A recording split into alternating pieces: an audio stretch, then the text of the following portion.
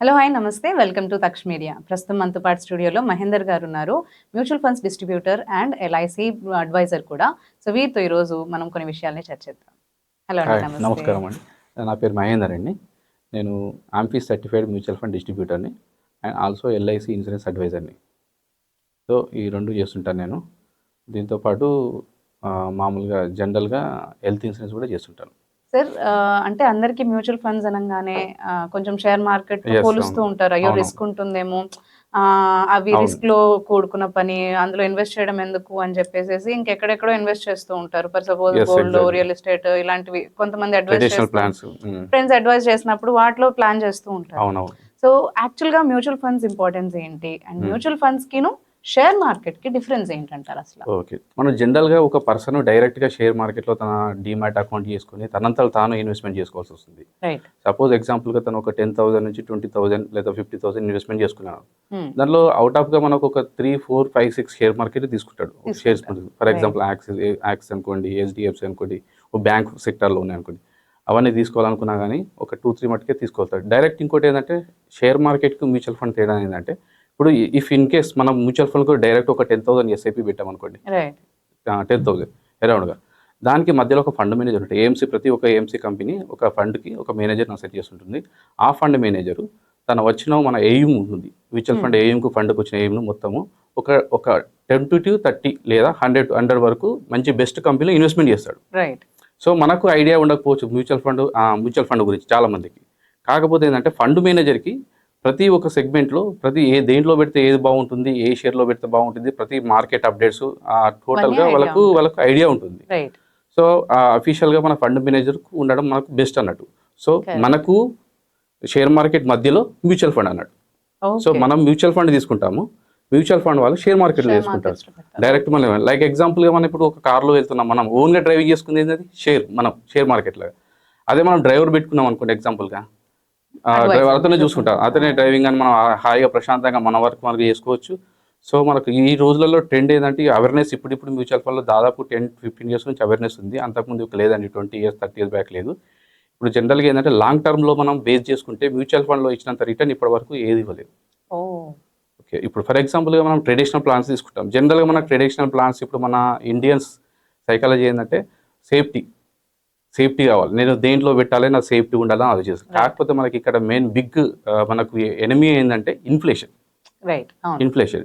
మనం ఎగ్జాంపుల్గా 20 years back లేదు, 20 ఇయర్స్ బ్యాక్ తీసుకున్నాం అనుకోండి. ఎగ్జాంపుల్గా మనం 20 ఇయర్స్ బ్యాక్లో ఒక కేజీ షుగర్ వచ్చేసి 10 రూపీస్ ఉంది 20 ఇయర్స్ బ్యాక్. ఈ రోజు 45 to 50 రూపీస్ ఉంది. సపోజ్ ఎగ్జాంపుల్గా 20 ఇయర్స్ బ్యాక్ 1,000 రూపీస్ ఇన్వెస్ట్మెంట్ చేస్తే 100 kg షుగర్ వచ్చింది.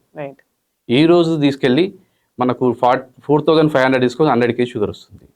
సో ఆ రోజు 1,000 కనుక మనకి ఇన్వెస్ట్మెంట్ చేసింది అనుకో ట్రెడిషనల్ ప్లాన్స్లో, మనకు తెలిసిన బ్యాంక్ డిపాజిట్, పీపీఎఫ్లు, పోస్ట్ ఆఫీసు, సో ఇవి ఎఫ్డీలు ఇన్వెస్ట్మెంట్ చేసినాం అనుకో, 20 ఇయర్స్ బ్యాక్ 1,000 ఇన్వెస్ట్మెంట్ చేసిన పర్సన్కి ఈ రోజు వెళ్ళి తీసుకుంటే 3,800, 4,000 రిటర్న్ వస్తుంది. సో ఆ 4,000 తీసుకెళ్ళి రీచ్ అవ్వలేదు, మళ్ళీ సేమ్ 100 kg షుగర్ కూడా రావట్లేదు, ఇంకా మైనస్ డెత్లో ఉంటున్నారు. సో అక్కడ ఏంటంటే మన ఇన్ఫ్లేషన్ బీట్ చేసి మన ప్లాన్ చేసుకుంటే గ్రోత్ ఉన్న అనేది బాగుంటుంది. సపోజ్ ఎగ్జాంపుల్గా మ్యూచువల్ ఫండ్లో 1,000 ఆ రోజు కనుక వేసి ఉంటే ఈ రోజు మినిమంగా 30,000 to 40,000 వరకు లీస్ట్ ఫండ్ వరకు ఇచ్చింది. సో ఎలా ఇన్ఫ్లేషన్ చాలా బీట్ ఉంది. అలాగే మనం 20 ఇయర్స్ బ్యాక్ ఇప్పుడు చాలా మంది గోల్డ్, సిల్వర్ అని రియల్ ఎస్టేట్ అని అంటున్నారు. సో అవిట్లో డైవర్సిటీ పోర్ట్ఫోలియో ప్రకారం అన్నింటిలో ఇన్వెస్ట్మెంట్ చేయొచ్చు. సపోజ్ ఎగ్జాంపుల్గా మనకు 25 ఇయర్స్ మనకు డేటా తీసుకుంటే ఆల్మోస్ట్గా మనకు ఇన్ఫ్లేషన్ 6 to 7% ఇన్ఫ్లేషన్ ఉంది. మనకు గోల్డ్లో వచ్చేసి గోల్డ్, సిల్వర్ ఇవన్నీ మనకు దాంట్లో రిటర్న్ వచ్చేసి 8 to 9% వరకు రిటర్న్ వచ్చింది మనకు. మ్యూచువల్ ఫండ్లో వచ్చి 16% వరకు వచ్చింది, అప్ టు 15 to 16% CAGR వచ్చింది. అలాగే మీరు రియల్ ఎస్టేట్లో మనకు ఆల్మోస్ట్గా మనకు 9% వరకు ఇచ్చింది. ఇక traditional plans, all traditional 8%. So ఇక్కడ చూడండి ఇన్ఫ్లేషన్ బీట్ చేసి ఓవరాల్గా 2% to 3% వరకు రిటర్న్ వస్తుంది. అదే మ్యూచువల్ ఫండ్లో అనుకోండి ఇన్ఫ్లేషన్ మేనేజ్ చేయగా 6% రిటర్న్ వచ్చింది. సో మనం మెయిన్ గోల్ ఏంటంటే ఇన్ఫ్లేషన్ బీట్ చేసే రిటర్న్స్ మనకు జనరేట్ అవ్వాలి. సో దానికి mutual fund is the best chance. ఇంకోటి ఏంటంటే మనకు లాంగ్ టర్మ్లో మనకు children's marriage, children's education and మన retirement, like dream home, dream car ఇవన్నీ ఉంటాయి అనుకోండి. ఇప్పుడు 20 ఇయర్స్ బ్యాక్లో ఉన్న మిడిల్ క్లాస్ పర్సన్ ఆల్మోస్ట్ ఇప్పుడు కూడా 90-80% ఇప్పుడు అక్కడే ఉన్నారు. సో 20 years బ్యాక్ తనది 5,000 శాలరీ, ఈ రోజు వచ్చేసరికి నాకు 50,000 శాలరీ, నేను 10 times నేను రీచ్ అయ్యానని చెప్పి ప్రౌడ్గా ఫీల్ అవుతారు. బట్ అక్కడ చూసుకుంటే 20 years బ్యాక్లో ఇన్ఫ్లేషన్, ఆ రోజు 5,000లో 1,000 పెట్టుకుంటే ఇంట్లో మొత్తం సరుకులన్నీ వచ్చేటి. మళ్ళీ ఈ రోజు 50,000 వచ్చినా 10,000 పెట్టుకున్నా రావట్లేదు. ఇంకా మళ్ళీ 50,000 వాళ్ళు లోన్స్, క్రెడిట్స్ అవన్నీ ఉంటాయి. సో అక్కడ మనకి ఏంటంటే ఏదైనా సరే మన ఇన్కంలో నుంచి 20-30% మనకు ఈ సెగ్మెంట్లో mutual fund and life insurance, మనకు లైఫ్ ఇన్సూరెన్స్ కూడా మనకు మోస్ట్ ఇంపార్టెంట్.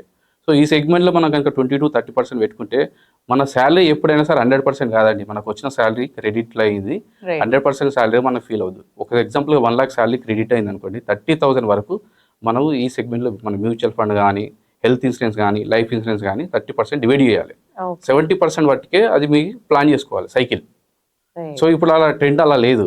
క్రెడిట్ కార్డ్స్ వాడాలి, తర్వాత వచ్చే శాలరీ వచ్చిన తర్వాత పే చేయాలి, బ్యాలెన్స్ ఉంది మటుకు సేవింగ్స్. సో ఆ ట్రెండ్ మనం క్రాస్ చేసేసి ఎప్పుడైతే మనం ఒక పర్సన్ లైఫ్లో children's education, children's future plans కోసం ఆలోచిస్తారో బెస్ట్ రిటర్న్ జనరేట్ చేయగలుగుతారు.